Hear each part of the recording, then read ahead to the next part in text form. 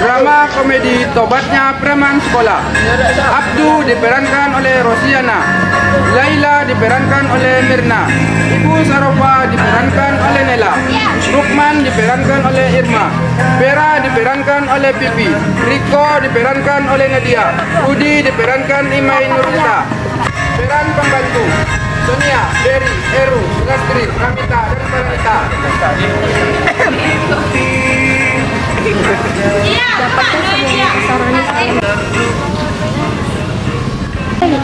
Pagi-pagi preman sekolah sudah membuat masalah.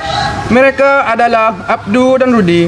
Di depan pintu kelas, setiap orang yang masuk kelas harus membayar uang kepada Abdu dan Rudi jika mereka tidak ingin mendapatkan sebuah pukulan di muka mereka.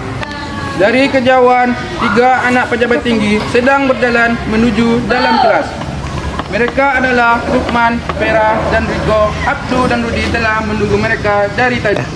Hei, apa kabar para pejabat cilik? Buru-buru ya? Ngapain buru-buru sih? Santai aja kali. Kita main-main aja dulu. Bener nggak, Rut? Bener tuh. Aturan nenek lo ya kali. Ini kan sekolah nggak ada pajak-pajakan tahu. Emang ini sekolah punya nenek moyang lo ya? Gue aja nih ya, yang bayar segini tinggi nggak ada tuh minta pajak-pajakan ke lu. Lu bocah ingusan dari kolong jembatan mau bertindak aneh-aneh. Males gue bayar. Apa lo barusan bilang bocah ingusan? Emang lo nggak tahu ya? Selama ini kan yang baru masuk di sini harus bayar. Males gue bayar. Mending uang gue beliin bakso 10 mangkok daripada buat lo pada. Jadi gimana, Bos? Kalau lo bertiga nggak mau bayar, ya nggak apa-apa sih. Lagian pula hari ini kita belum punya kelinci percobaan, bener nggak, Ruth? Oke, gue mau bayar. Asal lo berdua mau ngelepasin kita bertiga. Lo berdua boleh masuk, kecuali segentong ini. Kita mau main-main dulu sama dia. Gimana nih? Lo Mam? kurang Kalau kita nggak berani kita sama mereka, itu bisa mikir kita sama kayak Riko. Oke, lo bisa bawa Riko. Enaknya kita apa ya anak satu nih, Ruth? Disuruh dicebarin ke kolam sekolahan aja, habis dicoreng-coreng, terus disuruh dari balik deh, pasti lucu. Temen otak lo encer. Ampun gue Ruth, ampun gue Duh. Ntar kalau gue sakit gimana? Gue bisa dimarahin habis-habisan sama mami gue. Ampun gue. Gak ada ampun lagi buat lo, gue dasar bintang. Akhirnya setelah mengerjai Riko habis-habisan, Abdu dan Rudi bukannya masuk kelas, tapi bolos sekolah. Mereka pergi ke tempat diskotik hingga menggunakan uang yang mereka dapatkan tadi buat minum minuman keras, hingga mereka berdua mabuk di tengah jalan. Keesokan harinya mereka baru pulang ke rumah masing-masing. Abdu telah ditunggu dari tadi malam oleh ibunya.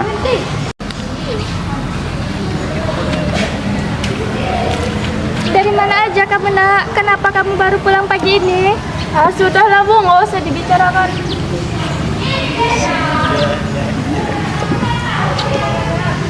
Mending Abdu minta duit aja 500.000. 500.000 katamu nak? Uang dari mana ibu dapat sebanyak itu? Sudah, Abdu pokoknya mau minta 500.000. Ibu tak ada uang sebanyak itu nak. Ibu kan hanya seorang penjual kue keliling. Ibu pasti menyebutkan sesuatu. Kau lah ikut aku tuh.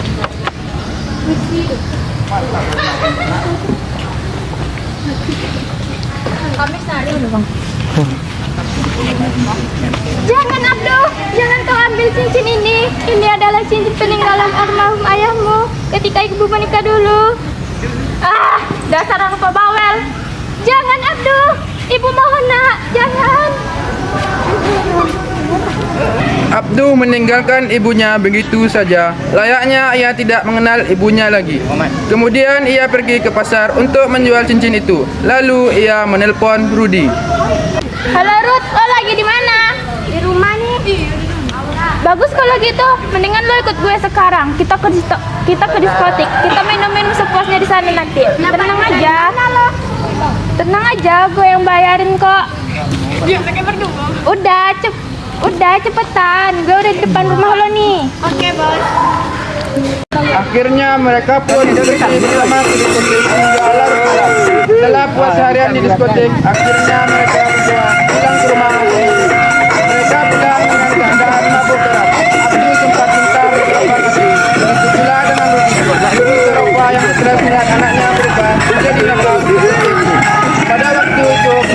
memakai mukena dan masih berdoa di kamarnya. Ibu anak udah pulang nih. Ibu. Kamu ini kenapa, Tele? Kenapa kamu bisa mabuk-mabukan seperti ini? Bawel lagi. Tak bilangin ya, Bu, dunia ini udah berubah. Gak ada yang dinasehati. Astagfirullah, nyebut. Sekarang mandi sana lagi dan ganti pakaian ya. Habis itu salat maghrib. Ibu udah lama lagi tuh gak lihat kamu salat. Dasar orang tua bawel. Tak bilangin ya, Bu, dunia itu udah berubah. Gak butuh salat. Salat itu gak bisa datangin kita uang. Cuma buang-buang saja. Astagfirullah, Abdul. Kenapa kamu bisa berubah kayak begini? Hati-hati kalau jalan sini biar ibu masuk ke kamar. Sudah, Abdul nggak butuh ibu kamu. Kelakuan Abdu semakin hari semakin menjadi-jadi. Ia tidak hanya berani pulang dengan mabuk, tetapi sekarang dia sudah berani membawa cewek main keluar masuk rumah. Ibunya pun sakitnya semakin parah. Hingga suatu hari sepulang sekolah, Abdu pulang ke rumah ingin meminta uang kembali pada ibunya. Rudi berada di belakangnya. Betapa kagetnya dia ketika melihat banyak orang tengah berkumpul di rumahnya. Di rumah lo ada apaan tuh?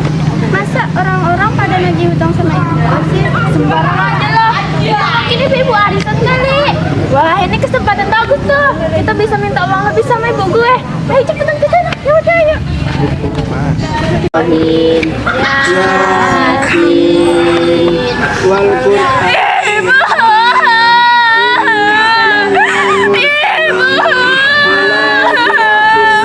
Kenapa ibu meninggalkan Abdu, Bu?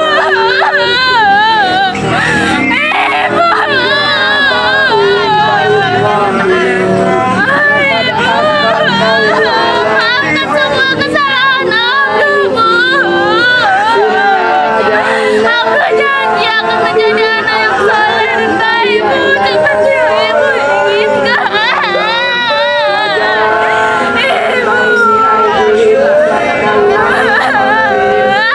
Tinggalkan aku sendiri. Sejak saat itu, Abdu dan Rudi berubah total. Ia tidak pernah lagi membuat onar di sekolahnya. Ia menjadi anak yang sangat pendiam dan rajin belajar. Seluruh temannya begitu kaget. Mengapa Abdu dan Rudi bisa berubah? Tetapi ternyata banyak dari teman-temannya memanfaatkan hal ini untuk membalas dendam, terutama Riko, Rukman, dan Vera. Cuy, preman sekolah ternyata bisa tobat ya. Apalagi preman kayak lo berdua. Angin dari mana yang bisa datangin lo bisa tobat kayak begini? Tahu, paling juga besok dia jadi preman lagi. Lo berdua mau berubah. Jangan ngaco lo pada. Gue gak bakalan percaya selamanya kalau berdua tuh mau jadi anak baik. Untuk memenangkan pertarungan ini, Rudi dan Abdu harus belajar dengan giat. Tetapi masalahnya mereka tidak punya uang sama sekali. Akhirnya mereka memutuskan untuk pergi ngamen pada siang hari dan belajar ekstra pada malam harinya. Sabar ya Ruth, demi mendapatkan kemenangan itu. Oke deh. Ketika mereka sedang mengamen di sebuah mobil mewah hitam, mereka bertemu dengan Vera, Rukman, dan Riko, yang ternyata pemilik dari mobil hitam ini. Hah, ternyata memang benar ya. Gak perlu repot-repot sama mereka berdua.